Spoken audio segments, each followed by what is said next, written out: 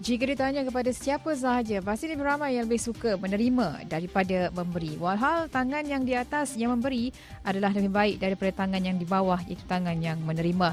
Dan pasti juga ramai pada waktunya yang takut untuk memberi kerana mereka tidak percaya kepada diri mereka sendiri dan masih yang beranggapan apabila mereka mula memberi apa yang mereka ada pada mereka, maka sumber tersebut akan semakin berkurangan. Akan kita kupas hari ini sebenarnya tajuk rahsia kenapa lebih bersedekah dan berzakat dapat menjadikan anda lebih kaya, percaya ataupun tidak. Dr. Niki Syuhada ada jawapannya. Assalamualaikum Doktor. Waalaikumsalam. Apa khabar kepada Syu Ya. dan semua pendengar-pendengar yang mendengar sekarang. Saya ucapkan semoga hari anda hari ini menjadi hari yang paling bahagia kepada anda semua ya. Ya. Okey, dan waktu sekarang anda boleh hubungi kami 0326927939 di ruangan Facebook cariannya bernama Radio 24. Juga menerusi SMS R24 terus dengan soalan anda dan juga komen anda terus hantarkan ke 32728. Ada yang beranggapan Doktor, bila kita bersedekah, bila kita berzakat, bila kita memberi, harta kita semakin berkurangan dan saya pasti juga janji Allah yang benar, barang siapa membelanjakan hartanya ke jalannya, insya-Allah mereka akan mendapat rezeki yang tidak disangka-sangka. Dr. Diki boleh rukai. Betul macam ramai orang kata orang tahu sebenarnya kan lebih baik lagi bila kita bersedekah, kita tahu kita dapat pahala dan kita juga dengar orang cakap lagi kita bersedekah lagi murah rezeki, orang kata kan. Selalu orang cakap tu pada kita, tapi kita tidak mahamkan sebenarnya kenapa lebih bersedekah itu dapat menjadikan kita dapat lebih rezeki. Dan kadang-kadang kita lihat orang lain bersedekah, maka kita pun rasa ini suatu tanggungjawab atau suatu action yang bagus untuk dibuat, jadi kita pun turut serta bersedekah. Tapi kita tidak faham sebenarnya kenapa sedekah itu dapat menjadikan lebih kita ni kaya daripada hati, daripada kaya harta dan kaya amalan. Kita tidak faham sepenuhnya. Dan ada juga kadang-kadang yang negatif tu bila orang minta bersedekah jadi marah. Jadi marah kerana kenapa saya nak keluarkan duit lagi ya? Kerana kita hanya nampak daripada mata kasar duit kita keluar, bukan duit masuk, duit keluar. Dan kadang-kadang bila orang paskan kepada kita tu tabung ke kotak untuk buatkan kebajikan, kita ambil duit paling sikit dan dalam wallet kita tu yang paling kecil kita campak aja. Kita campak. Maksudnya kita buat itu dengan tidak ikhlas. Jadi jika kita tahu sebenarnya fadilat dia, dan insya-Allah kalau boleh saya hari ini berkongsi kenapa sebenarnya dari sudut ekonomi kita, dari sudut harta kita, apabila kita berbuat demikian sebenarnya Allah telah menjanjikan pada kita untuk dapat rezeki yang lebih. Hari ini yang saya nak kupaskan, harap pendengar-pendengar dapatlah ilmu sedikit yang kita kongsi bersama-sama yang saya juga telah pelajari ilmu ini. Saya pasti juga Doktor, memberi tidak semestinya dalam bentuk kebendaan kan. Ia boleh datang juga dalam bentuk pertolongan, berkongsi idea, menulis, mengajar dan banyak lagi. Senyuman juga adalah satu sedekah. Apa sahaja yang kita boleh buat dan kita boleh beri kepada orang lain dalam satu hadis yang di hadapan saya ni kata, walaupun separuh kurma, walaupun kita makan kurma, mungkin nak berbuka kurma dah habis, kita pecah-pecah kurma tu bahagi-bahagi sama kita, itu pun dah dikira sedekah. Apa sahaja yang kita berbuat kebajikan untuk orang lain adalah sedekah. Dan mulakanlah dengan senyum. Okey, Syu, kita ada ialah sedekah paling afdal di bulan Ramadan. Saya start dulu dengan ilmu ini dulu. Memang dalam banyak-banyak sedekah kita buat, dalam bulan Ramadan lah ialah bulan yang paling afdal sekali untuk kita beribadah dan membuat sedekah So amalan sedekah ini amat dianjurkan oleh Islam dan memang ada keajaiban dia kepada kita untuk dunia dan akhirat. Akhirat itu yang kita selalu cari-cari. Dan dengan bersedekah kita tahu memang akhirat mungkin insya-Allah lah kita tahulah adalah ganjaran bagi kita di sisi Allah. Tetapi kebanyakan kita telah melupakan di dunia ini apabila kita buat ibadah bersedekah dan yang paling penting itu zakat. Zakat adalah kita punya tiang agama. Apabila kita buat itu dan juga macam kita bayar tax lah, income tax kita tu pun jangan lari-lari, kita kena bayar. Kerana ini juga adalah untuk orang lain. Duit ini bukan duit kita. Kita dah dimestikan untuk membuat tax, jadi kita kena juga buat tax tu. Macam zakat kita tu dalam Islam kita kena bayar zakat, tidak boleh lari. Dan kita ada duit lebih, kita bersedekah. Atau ada tenaga lebih, kita bersedekah. Ada senyum lebih, kita bersedekah. Okey, apa kena mengena dia dengan membuatkan kita kaya di dunia? Nah, ini yang kita nak kupas hari ini. Kerana kaya di akhirat, insya-Allah. Ya, kerana ada sebuah hadis daripada Nabi SAW berkata, barang siapa yang bersedekah sebesar biji kurma dari hasil yang baik, Allah SWT akan menerima sesuatu yang baik sahaja dan akan menerimanya dan memeliharanya untuk diberikan kepada pemiliknya sebagai salah seorang daripada kalian yang memelihara anak kudanya hingga menjadi menjadi seperti gunung. Ya. Jadi kita tahu dah kalau beribadah itu memang insya-Allah mendapat pahala yang banyak. Jadi di dalam bulan Ramadan ini diperhatikan menerusi satu hadis Nabi bermaksud dari Ibnu Abbas, Rasulullah SAW adalah orang yang paling dermawan dan lebih besar kedermawanannya itu pada bulan Ramadan ketika Jibril menemuinya. Jibril biasanya menemui Rasulullah setiap malam Ramadan lalu tadarus Al-Quran dengan Nabi SAW. Sungguh Rasulullah ketika ditemui Jibril menjadi orang yang lebih bermurah hati dalam memberikan kebaikan sehingga lebih banyak daripada tiupan angin. Itu hadis Bukhari dan Muslim. Jadi berasaskan hadis itu disimpulkan bahawa umat Islam sangat dituntut dalam membudayakan amalan bersedekah, lebih-lebih semasa menunaikan ibadah puasa di bulan Ramadan yang penuh berkat ini. Ya. Doktor, ada soalan daripada rakan kita. Tadi doktor kata berkaitan dengan amalan bersedekah ini, kita seperti LHDN sendiri kita boleh lari kerana kita membantu orang lain. Okey, bagaimana dengan peminjam PTN? Mereka ni meminjam, membayar pun bantu juga orang lain meminjam ni. Jadi bagaimana? Betul. Ya, setiap benda yang kita buat yang mendapat kebaikan pada orang lain, itu dah kira sedekah. Amalan lah. Tetapi jika benda tu dah memang dalam berbentuk hutang, kena bayarlah. Memang tuntutan. Okay. Ya. Kerana apabila kita sebagai seorang Islam, apabila kita membuat wasiat, ya, perkara pertama yang wasi pentadbir harta kita tu akan buat adalah melunaskan hutang kita dulu. Kerana sebagai seorang Islam, itu bab hutang. Hutang mesti clear dululah.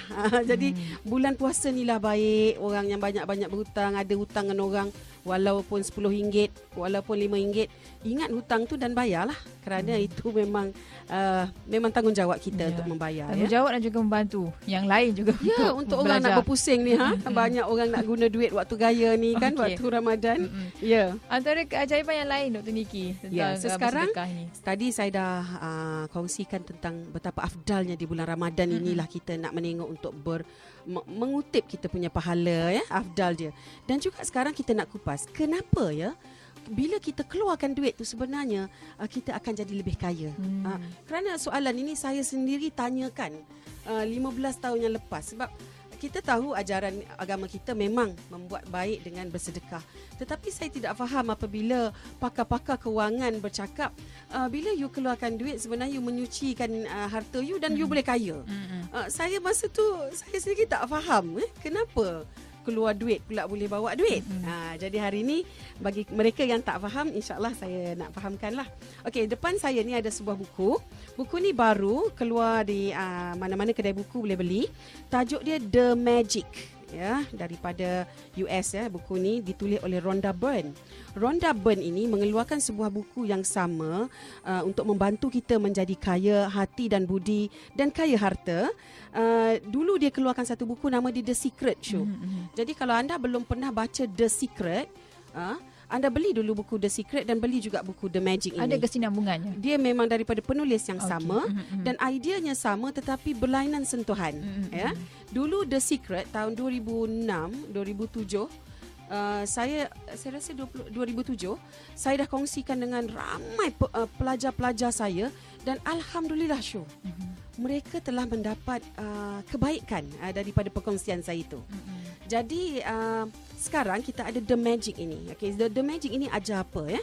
Alright. So dalam buku ini dia kata ramai kita dah tidak percaya kepada keajaiban dunia. Setelah kita ni dah jadi orang yang dewasa, dulu kecil-kecil kita sentiasa berfikiran positif. Kalau kita nak apa-apa kita suka, dapat coklat kita gembira, dapat duit raya RM1 pun ya Allah macam dapat 1 juta. Itu nama dia magic, the magic of life. di mana kita ni hidup dengan kegembiraan, menerima apa-apa saja pun yang ada tu dah happy sangat. Tetapi bila kita dah dewasa, kita mula terlalu ke minda kiri, ya, terlalu analytical. Kadang-kadang dapat duit 1,000 pun, alah 1,000 je tak cukup. Nak banyak lagi. Kita terlalu berfikir minda kiri. Di mana kita fikir ni tak cukup, ni kurang baik, ni tidak elok lagi, tidak betul lagi.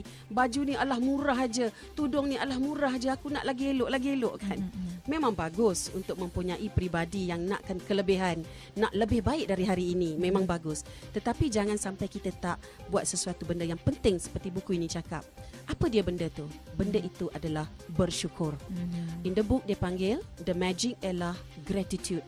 Dia kata mungkin kita ingat kita dah gratitude dah orang yang berterima kasih, orang yang bersyukur, tetapi sebenarnya kita belum 100% lagi orang yang bersyukur, ya. So dia buat petikan dalam buku ni, kata daripada Quran, dia kata the promise of gratitude is equally empathic. Very very good dia punya promise of orang yang bersyukur ini. Dia kata, and remember when God proclaimed, if you are grateful, I will give you more. But if you are ungrateful, verily my punishment is indeed severe. Itu daripada Quran, ya. Jadi bermaksud dia dalam bahasa Malaysia kita ni ialah pemahamannya ialah, ya, Allah telah mengatakan, ya, telah menjanjikan, ya, jika anda bersyukur, jika kamu bersyukur, aku beri kamu lebih. Dan jika anda tidak bersyukur, punishment lah, denda yang besar diberikan, tarik balik apa yang diberikan. Okey, so dari sini kita tengoklah hidup kita hari-hari, ya. Ada orang dapat baju tak gembira, baju dia tak cukup elok. If dia berfikir, ya, sentiasa I don't like my job. Halah, kerja aku tak best. Memang elok nak kerja yang lagi elok, tetapi kita tidak boleh mengeluh. Ya.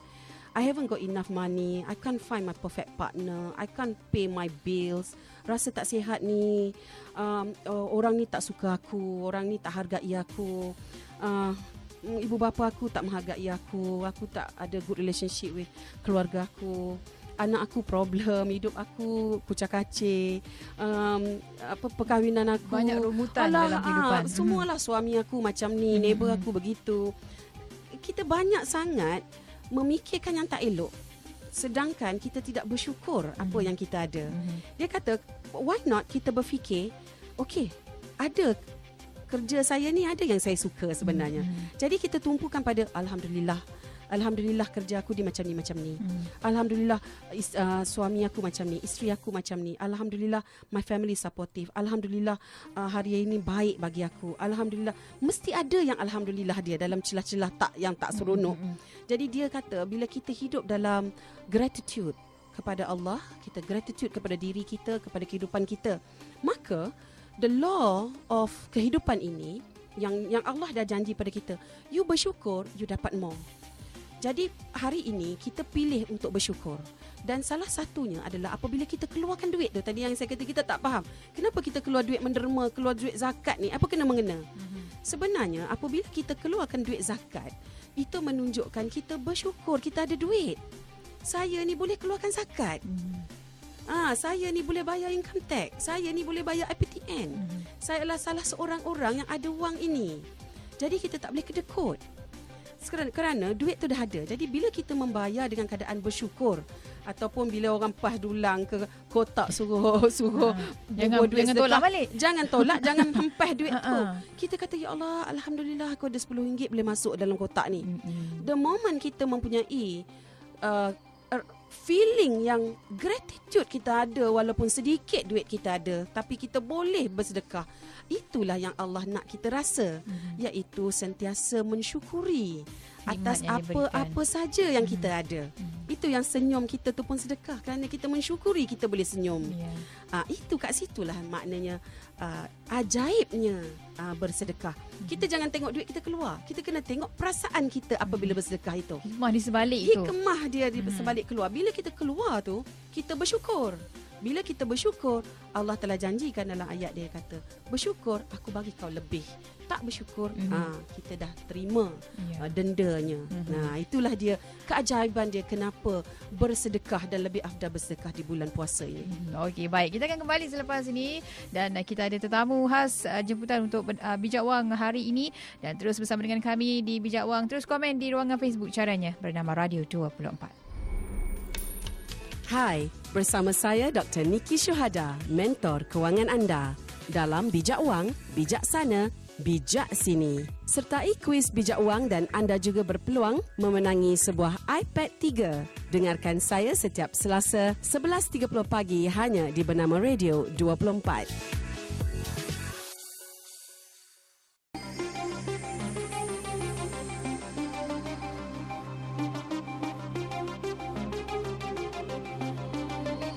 Okey, kembali lagi untuk waktu ini dalam program Bijak Wang 0326927939. Topik kita pada hari ini, rahsia kenapa lebih bersedekah dan berzakat dapat menjadikan anda lebih kaya, bersama dengan Dr. Niki Syuhada pada waktu ini. Dan kita ada tetamu jemputan khas Dr. Niki hari ini, iaitu Cik Syazlina Datuk Syarani yang merupakan seorang peniaga. Dan hari ini cukup sinonim lah bersedekah dengan berniaga ni. Kata orang kalau berniaga ni memang banyak income yang dapat dan juga boleh memberilah kepada mereka yang memerlukan. Apa khabar Cik Syazlina?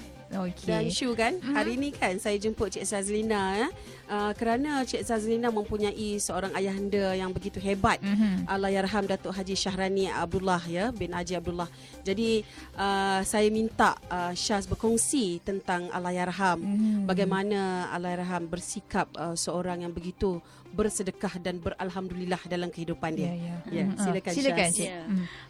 Sedikit yang dapat saya ceritakan tentang Allahyarham ayah saya. Allahyarham Datuk Haji Syahrani bin Abdullah, founder and chairman of Syapadu Group of Companies.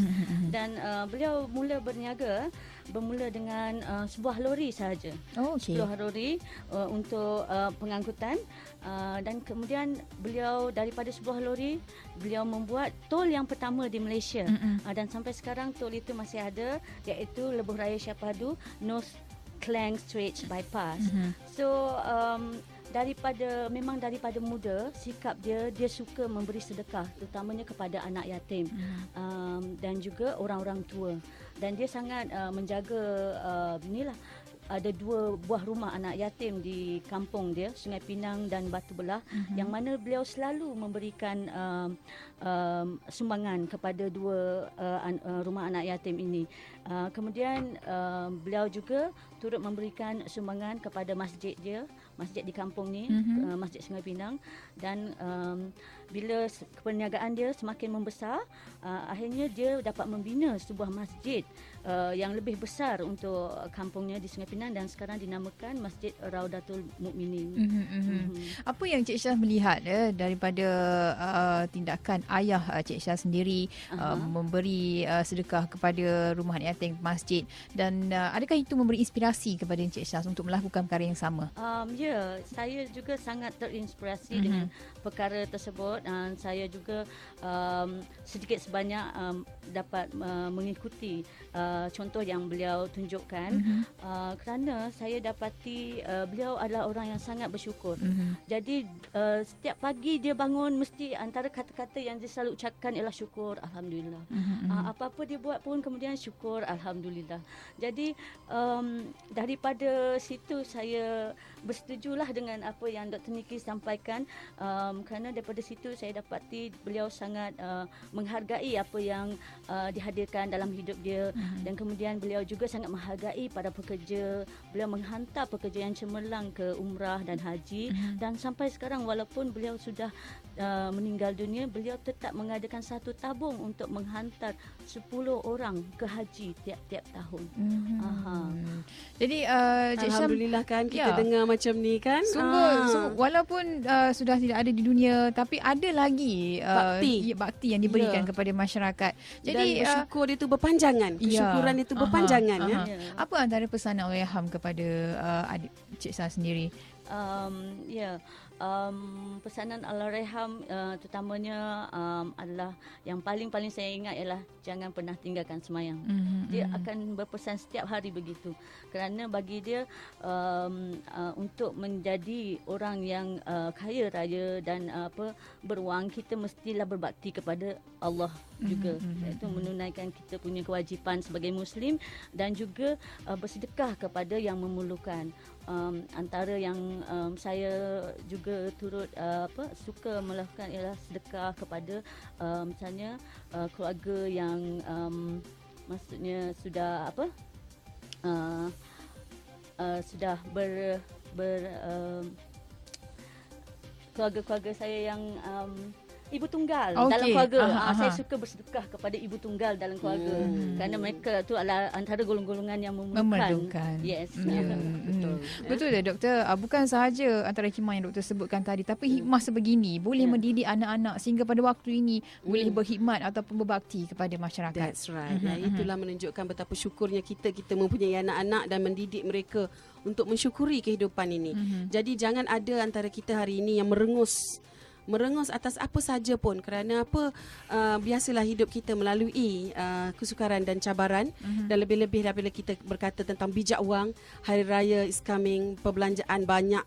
Jangan sekali-kali kita berfikir tentang perbelanjaan yang banyak itu, tapi kita bersyukur dahulu kita ada apa yang kita ada, dan kemudian kita ikhtiarkan dan usahakan. Dalam bijak wang kita kata boleh cari banyak sebenarnya rezeki ini. Kita insya-Allah akan dapat aura atau dapat keajaibannya dengan Allah sendiri akan menghantar pada kita. Kita tidak perlu risau benda itu. Tetapi kita hidup dah dalam mensyukuri nikmat-nikmat yang ada, ya. Dan kalau bersyukur juga, dan kalau duduk saja tak guna juga doktor, tapi perlu berusaha untuk mencari. Tapi step pertama itu mensyukuri, itu gratitude, itu sangat penting. Kerana apa? Macam yang Syaz ceritakan pada saya tadi, pada mulanya Allah yarham ayah dia tu hanya ada satu lori saja, tapi dia pergi parking tersilap, dia tutup jalan. Macam mana dia tertutup jalan, ada VIP datang, VIP tanya, ni lori siapa ni tutup jalan saya nak masuk. Begitulah dia orang berkenalan. You see betapa itu yang kita kata kenapa bersedekah dapat rezeki masuk. Itulah ajaib. Kerana itu bukan kita yang boleh paksa orang untuk datang jumpa kita, tetapi Allah yang menolong kita kerana kita dah berbuat sesuatu yang bagus, kerana mensyukuri nikmat yang Allah bagi. Okey, menarik sebenarnya kalau kita bercerita tentang keajaiban bersedekah ini. Seperti mana yang diceritakan oleh Dr. Niki dan juga Cik Syaz tadi berkaitan dengan Allahyarham Haji Syahrani tentang berkaitan apa yang berlaku dalam kehidupan, itu memang kita tak jangka, kan? Memang kalau kita magic dalam kehidupan, rezeki yang kita tak sangka-sangka tu datang. Betul. Rezeki yang tak sangka, ya. Sebab apa? Lain-lain tu kita boleh usaha. Betul tak? Betul. Kita nak buat ni, kita usaha. Tetapi apabila kita bertindak dengan bersedekah dan berzakat ini, itu adalah bukan usaha kita lagi. Itu adalah magic. Itu adalah satu miracle, suatu keajaiban yang Allah akan hantar kepada kita. Dan kita mesti percaya benda ni. Seperti kanak-kanak mempercayai, dan menyukai apa dalam kehidupan kanak-kanak, kan? Okey, dan juga saya nak bagi tahu hari ini kepada semua pendengar, saya ada buat anjuran majlis berbuka puasa sambil menderma untuk makna. Sebab minggu lepas kita ada Haji Amirul, dia datang, dia ceritakan dia nak kumpulkan dana. Dana yang kita nak kumpulkan hanya lebih kurang RM20,000 untuk memberikannya kepada makna. Dan duit ini bukanlah untuk kemoterapi dan sebagainya, kerana makna menerima listing nama-nama pesakit daripada 6 hospital-hospital di Malaysia. Dan hospital akan menghantarkan nama kepada makna telefon pesakit untuk memberikan wang ini, dan kebanyakan wang ini digunakan untuk perjalanan, iaitu pengangkutan. Kerana ramai pesakit tidak dapat pergi menjalani kemoterapi kerana wang tidak cukup untuk perbelanjaan perjalanan, pengangkutan, kadang nak tidur dekat KL dan sebagainya. Jadi duit ni digunakan untuk itulah yang saya collect ni. Jadi kita ada majlis berbuka puasa sambil menderma melalui Dr. Niki dan suami saya Haji Amirul, 6 Ogos, iaitu pada hari Nuzul Quran nanti, ya. Semoga lebih afdal, ya, dan mendapat berkat. Jadi hari Monday lah, Isnin, ya. Di Intan ada kafe cendana yang dipunyai oleh Encik Junaidi. Sangat hebat orangnya, baik sangat orangnya, Encik Junaidi. Di Damansara, dia ni Intan ni dekat dengan Kiara, ya? Bukit Kiara, ya. Jadi di dalam itu ada kafe cendana. Kita akan buka untuk kita makan, buka puasa RM40 dan RM30 untuk derma. Jadi saya mengutip RM70. RM30 saya akan berikan terus kepada makna, dan RM40 untuk kita bayar makan kita pada malam tersebutlah berbuka puasa. Ya, jadi mereka yang berminat untuk berjumpa dengan saya ada pada hari tersebut, dan insya-Allah juga CEO bernama radio kita akan berada di sana untuk anda berjumpa. 017 366 8031 hubungi Syafiq ya, PA saya 0173668031 atau pergi ke Facebook saya untuk berurusan dengan saya ya. Semoga Allah memberikan kita lebih rezeki yang hebat seterusnya selepas ini, dengan adanya kesyukuran kita mempunyai wang RM70 untuk dibelanjakan ke arah makna. Untuk melihat juga keajaiban, kalau mungkin sebelum ini belum pernah kita menderma bersedekah, bolehlah membantu makna sendiri untuk membantu mereka yang memerlukan. Dan ada juga yang cerita dengan saya tadi, dia kata, doktor, kalau saya tak dapat hadir kerana jemputan-jemputan lain, boleh tak nak kasih duit sahaja? Boleh.